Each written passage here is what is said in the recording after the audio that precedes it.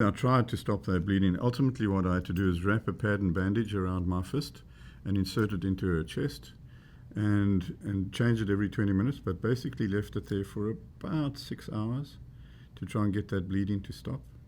So 5 liters of blood, she lost. And then at 2:32 she died, and I had to bring her back from that. And then at 4:40 she died again. But the journey through that was really much more an exercise in first aid, but also in keeping everybody calm. I think that when I had my hand inside Beverly's chest, I realized that her lung had collapsed and that her collarbone was smashed. But even then, I had no idea how deep the horn had gone and that it had traveled up into her skull.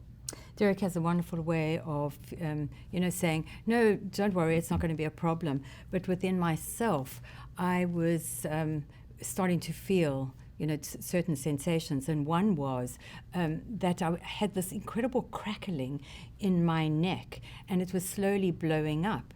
And that's because the lung had collapsed. So the air had to go somewhere, and it was going into the cells and into the fascia, of the muscle and all that, and that's why I was getting that sensation.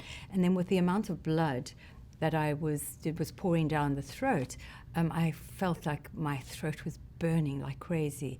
And Dereck said, well, it probably is the blood. But what we discovered only 4 days into the hospital, that he had lacerated and cut my throat. And so that was... The buffalo had, not me. Yeah, the buffalo, with the horn going in.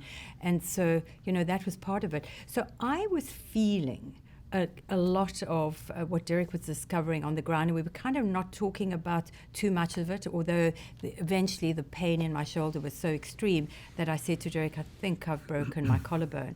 And by that time, he had also discovered that it was shattered in 5 places.